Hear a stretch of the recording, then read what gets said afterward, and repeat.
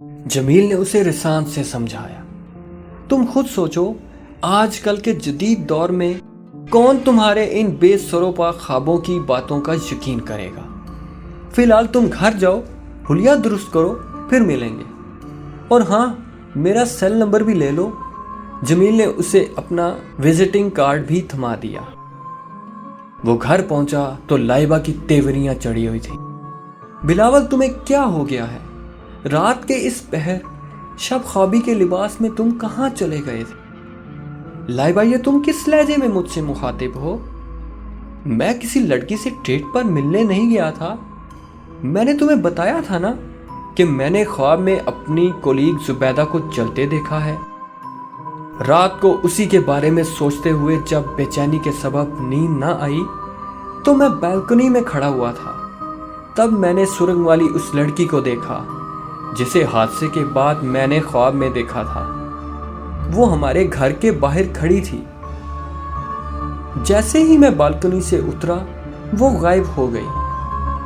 پھر میں زبیدہ کے اپارٹمنٹ پہنچا، مگر افسوس مجھے پہنچنے میں دیر ہو گئی۔ لائبہ اس کی وضاحت سن کر دونوں ہاتھوں سے سر تھام کر بیٹھ گئی۔ ہماری شادی کے بعد میں نے سوچا تھا ہم نئی زندگی کی شروعات ہنستے مسکراتے کریں گے، مگر تمہارے ان بے سر و پا خوابوں نے آرام و سکون تک برباد کر دیا ہے۔ اس نے لائبہ کی بات کے جواب میں کچھ نہیں کہا۔ وہ کوئی تلخ بات کہہ کر اسے ناراض نہیں کرنا چاہتا تھا۔ لائبہ اس کی محبوب بیوی تھی، جس نے اس کے پیار میں اپنا گھر بار اور عیش و آرام کی زندگی ٹھکرا دی تھی۔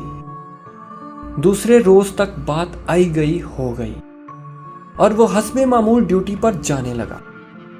زبیدہ والے حادثے کے بعد آفس میں اس کے بارے میں چہمگوئیاں ہونے لگی تھی۔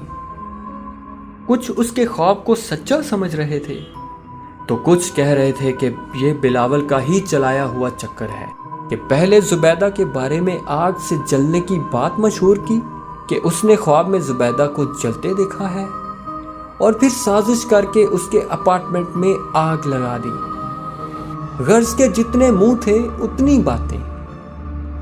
اب بولنے والے کا کوئی منہ تو بند نہیں کر سکتا، اور پھر لوگ کسی بات یا حادثے کو اتنا یاد رکھتے ہی کہاں ہیں، جلد ہی بھول جاتے ہیں۔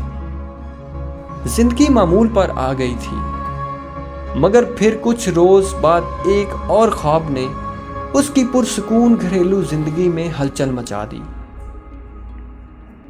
اس بار اس نے لائبہ کو خود سے لڑتے دیکھا۔ وہ چلا چلا کر بلاول کو برا بھلا کہہ رہی تھی اور میکے جانے کی دھمکیاں دے رہی تھی۔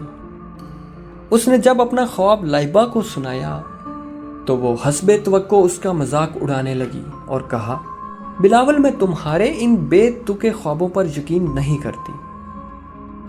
بلاول نے جھنجھلا کر کہا، مگر یہ بھی تو دیکھو، میرے پچھلے دونوں خواب سچ ثابت ہوئے۔ اگر یہ خواب بھی سچا ثابت ہوا تو تم مجھ سے ناراض ہو کر چلی جاؤ گی۔ میں تو اس وجہ سے مر ہی جاؤں گا۔ تم سے بچھڑنے کا تصور ہی میرے لیے جان لیوا ہے۔ اس نے بےتابی سے کہا تو لائبہ اور ہنس پڑی۔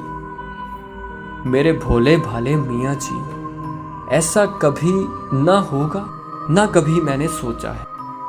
پہلے دو خواب جو تم نے دیکھے محض اتفاقاً ایسا ہی ہوا ہوگا۔ تمہارا یہ خواب دیکھنا ضرور جھوٹا ثابت ہوگا۔ میں اور تم سے لڑوں، یہ ہو ہی نہیں سکتا۔ میری مانو تو تم کسی اچھے ماہر نفسیات سے رابطہ کرو۔ بلاول نے لائبہ کی بات کا برا مناتے ہوئے کہا، کیا میں پاگل ہوں جو کسی ماہر نفسیات سے ملوں؟ بلاول، میری بات کا برا نہ مانو۔ ضروری نہیں کہ ماہر نفسیات کے پاس جانے والا ہر شخص پاگل ہو۔ کوئی بھی انسان کسی بھی وقت کسی بھی نفسیاتی مسئلے کا شکار ہو سکتا ہے۔ اور پھر اس حادثے میں تمہارے سر پر بھی تو شدید چوٹیں آئی تھیں۔ ہو سکتا ہے تمہارا دماغ ان چوٹوں سے متاثر ہوا اور اسی وجہ سے تم اس قسم کے خواب بھی دیکھ رہے ہو۔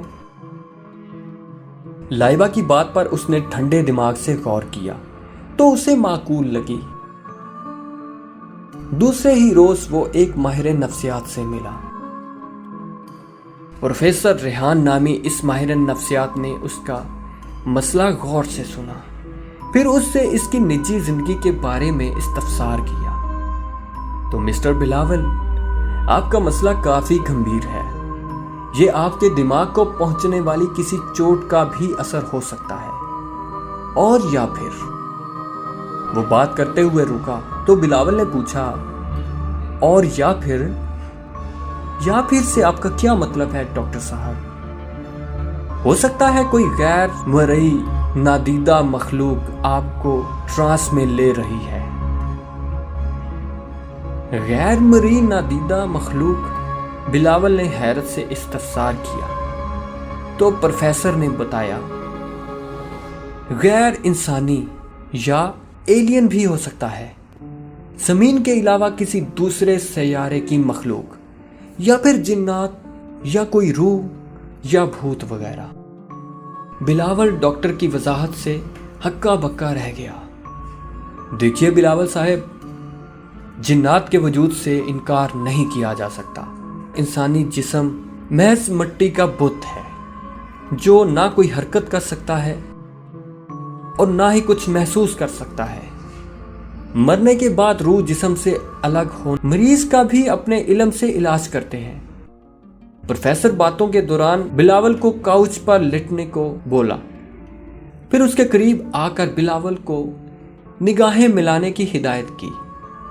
بلاول نے جیسے ہی پروفیسر ریحان سے نظر ملائی تو بلاول کے ذہن کو جھٹکا سا لگا۔ پروفیسر ریحان کی انگاروں کی مانند دہکتی آنکھیں مقناطیسی پرکشش والی لگ رہی تھی۔ بلاول، تمہاری پلکیں بوجھل ہو رہی ہیں، تمہیں نیند آ رہی ہے۔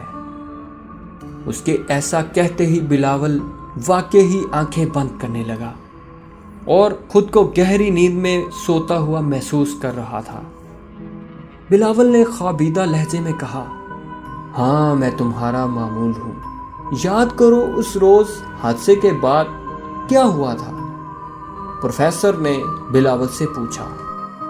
بلاول بے اختیار بولا کہ کیسے اس نے ہوش میں آنے سے پہلے سرنگ میں روشن لڑکی کو دیکھا، پھر اسے ہسپتال میں ہوش آیا، پھر اس کے ساتھ کیا واقعات پیش آئے۔ پروفیسر نے حکم دیا، اب تمہیں آدھے گھنٹے تک گہری نیند میں سونا ہوگا، اور جب جاگو گے تو ٹرانس کے دوران کی گئی باتیں تمہیں یاد نہیں رہیں گی۔ آدھے گھنٹے کے بعد جب بلاول کی آنکھ کھلی تو اس نے حیرت سے پروفیسر کی طرف دیکھا۔ میں یہاں لیٹا ہوا کیوں ہوں؟ پروفیسر مسکرایا۔ ان باتوں کو چھوڑو، فی الحال میں ذہنی سکون کے لیے کچھ میڈیسن لکھ رہا ہوں۔ اگر خواب والی کیفیت دوبارہ طاری ہو تو مجھ سے رابطہ کرنا، انشاءاللہ کوئی نہ کوئی حل نکل ہی آئے گا۔ بلاول پروفیسر سے رخصت ہو کر گھر آ گیا۔